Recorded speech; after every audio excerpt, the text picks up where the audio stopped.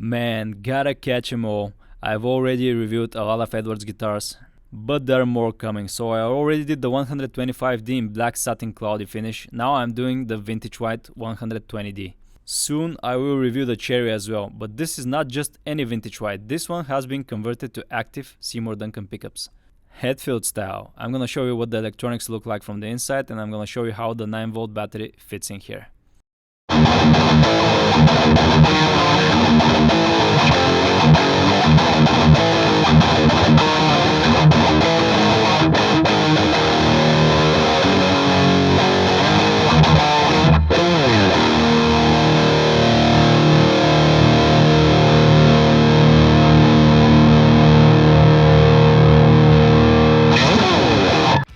Quick recap, if you go into ESP's Japanese website, you'll see a couple of brands: ESP, Navigator, E2, Grassroots, LTD and Edwards.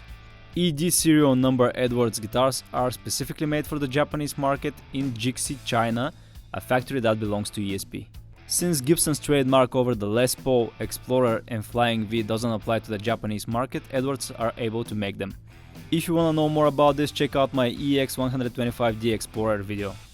I've already reviewed the modern version of the Flying V, which is the E-FV-125D, this one with the active Seymour Duncan pickups and the modern layout.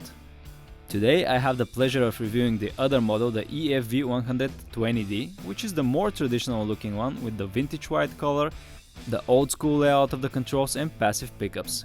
Although the one I am reviewing today has active pickups, it has been slightly modified.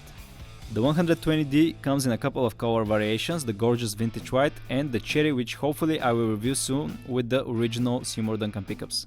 As usual, when possible, I give you the official specs from the manufacturer, with one thing in mind: the newer guitars have Pau Ferro fingerboards. The one that I'm reviewing is 2013 and has the rosewood fingerboard. If we scroll down here past the specs, you'll see the price is 120,000 yen, which roughly translates to $900 after the tax, given the name of the guitar, which is 120D. Silly, I know. This particular Edwards 120D belongs to a friend of mine, the same guy that bought the 125D in black satin cloudy. I've already showed you some of his guitars like the LTD Grinch and the ESP Snakebites. Naturally, he's a Hetfield fan. And when you're a Metallica fan, you just gotta have the active pickups, so he converted this 120D from passive to active. I can't help but to compare it to the 125D which I reviewed recently, and I must say, I like the looks of this one better, but I like the feel of the black satin more. This one is thicker and heavier than the 125D. It's still a light guitar, it's just the 125D it's extremely light. I wouldn't necessarily go with Seymour Duncan Blackouts, I would prefer EMGs, but hey, that's what this has. Usually I'm not a fan of rosewood fingerboards as well, but in here with the vintage white it looks great. Even though this was made in the Jixi Chinese factory that belongs to ESP, I'm expecting the same immaculate craftsmanship as every Edwards that I've reviewed. And listen to this, I'm gonna fire some shots. I prefer the Edwards Flying Vs and Explorers over the Snakebites and Vouchers, and the ESP versions at that. Crazy, right? Edwards costs around $1,000, the ESPs cost 5 times more. My friend seems to share my opinion as well. Even though he had the ESP versions of the Snakebites, the Voucher, as I already told you, he always prefers his Edwards guitars. They are that good. Before I start with the review, I wanna clean up this gorgeous Edwards Flying V.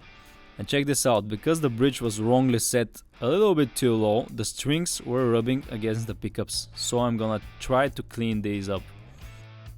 The dirt on the knobs annoys me as well, so I'm gonna try and wash these. Cleaned up pretty easy on the left with some soap and water. There we go, a clean Edwards E-FV-120D. It has a V-shaped mahogany body, a mahogany neck with a set neck construction, rosewood fingerboard, 22 frets, 24.75 inch scale length, 12 inch radius, pearloid block inlays, Goto tuners, a V headstock, the original Goto hardware, and these are replacement pickup rings and pickups, active Seymour Duncan Blackouts. Originally it came with passive pickups.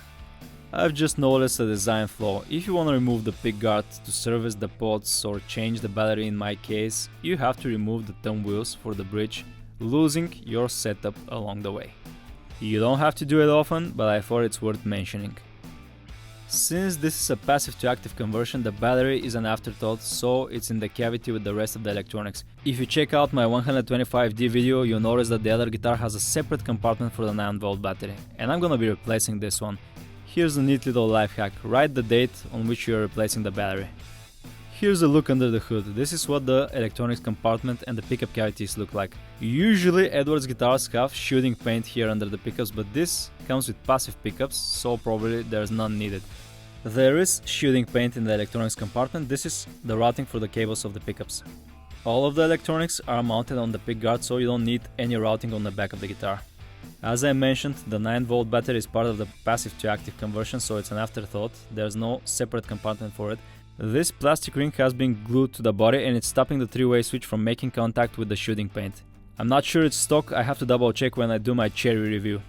The pickups are directly mounted on the pickguard, and these are Seymour Duncan Blackouts dating back to 2012. Which is interesting, even though that the guitar was made in 2013, meaning that it was converted after 2013, these Blackouts are 2012, meaning that he probably got them from another guitar. Here's a better look at the active electronics, solder-on pickups, three-way switch, output jack, and some shielding foil. Whoever installed the active pickups did a good job.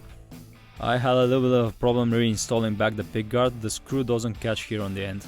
Here's a little trick to fix that. You use a piece of wood, a thin piece of wood like a toothpick or something like that. Get some wood shavings off it and stuff them in the hole. Basically you're compensating for the wood material that the screws ate. Here we go, because of the additional wood shavings that I put in, the screw has some traction now and the pickguard is not gonna lift up. Here's another one, and this is gonna happen if you remove your pickguard often. Here's another tip: if you're not sure about the condition of your screws, always use a screwdriver, don't use an automatic screwdriver, because this way you can feel the traction and if they're over rotating when you tighten them. I always use a manual screwdriver on older guitars to figure the condition of the screws. I'm expecting the Blackouts to be hot. Sure enough, 21.7 for the bridge, 21.8 for the neck, and the middle position is 10.90. Looks like this 120D has the original hardware, and this should be Goto TABR1, individual saddles held in place by a single screw. Looks like the ABR bridges that Gibson guitars have is adjusted by thumb wheels as well. Although, unlike the Gibson, I think this one is metric. Same goes for the tailpiece, Goto, made in Japan, the original one. These are not the original pot caps because the pots had been replaced for the Seymour Duncan Blackouts. These come from a Strat. Originally the 120D comes with black witch hats, but I think these fit better with the aesthetic of the vintage white. The output jack is on the top, a three-way switch, and these are replacement cream pickup rings, flat, slanted. They seem to match pretty well with the cream Seymour Duncan Blackouts. Wait a second, cream Blackouts? What's this damage on the edges here? I know what, these are not cream, these are painted over, and because my friend was playing with extremely low action, he managed to chip the paint. Took me a while to realize it because I'm used to seeing white EMGs, but not cream like this, they're snow white.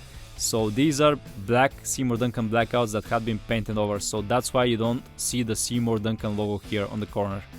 Maybe some of you haven't noticed, but even though the body is cream, this still has a white binding on the neck, separate white binding with black side dot inlays. An excellent fretwork, and this is an actual rosewood fingerboard. Back in 2013 they were still using rosewood, not the Powerful that Edwards were using recently. Pretty good pearloid block inlays as well, the frets are in perfect condition, and again look at this, $1,000 guitar with a bone nut, nice. Here's the truss rod cavity, same as on most Edwards guitars that I've reviewed, it has a one-way truss rod. Here is the cover for it, it is this massive 3-ply white black white with the Edwards logo. It is easily the biggest truss rod cover that I have ever seen. It definitely needs 3 screws to be held in place. Not much going on the headstock like the 125D, you got the Goto tuners and the Gibson shaped headstock. The nut measures 41mm or 1.61 inch. The 12th fret is at 50.8, weird, 2 inches. Thickness at the 1st fret 21.5 or 0.84 inch. 12th fret is at 23.9mm or 0.94 inch. Definitely chunkier than the 125D. Body thickness is chunkier to 35.7mm or 1.40 inch. This is the neck profile, it's U-shaped, it is thicker than the 125D, still comfy though. Not much to see on the back since the electronics are mounted under the pickguard, no routing on the back. Here are the strap buttons, one on the top horn and one near the neck joint. The balance is okay, the high fret axis is good. This is a comfortable set neck construction with a low heel. The back of the neck is finished in gloss as well. And unlike the 125D, this one doesn't have a volute. Regardless of being thicker and missing a volute, this is still a comfortable neck to me. The back of the headstock, you got the Goto made in Japan tuners and the ED serial number made in Jixi, China in 2013. The installation of the hardware, electronics and final setup are made in Japan, so you have the made in Japan sticker. And don't throw it away in the trash. Here's a better look of those Goto made in Japan tuners. I'm gonna set this one in E flat with Dunlop 1046. It is a light guitar at 3568 grams or 7.86 pounds, but still a lot heavier than the 125D, which weighs 6.7 pounds.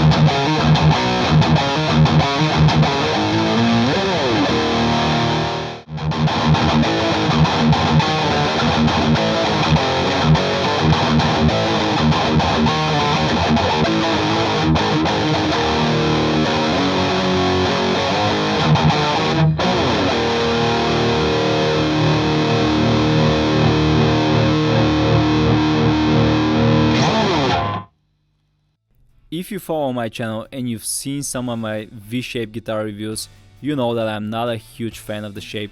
They are almost impossible for me to play sitting down. I always tend to bump them into things. And overall, I do not enjoy playing them. But both the 120D and the 125D so far are comfortable. At least for playing standing up. And yes, I prefer both of those over the Epiphone Flying V that I've reviewed. Not only because of the ESP build quality, but because of the neck profiles, the body shape, the balance, and so on. Unfortunately, as of this moment, the Edwards Flying Vs are discontinued in the official website. Thanks to Viking Music in Finland, I managed to buy the black one brand new, but they are out of stock now. For a long time you could find these at a reasonable price on the used market, but recently the interest in them has spiked. If you want one, buy it before the prices get absurd.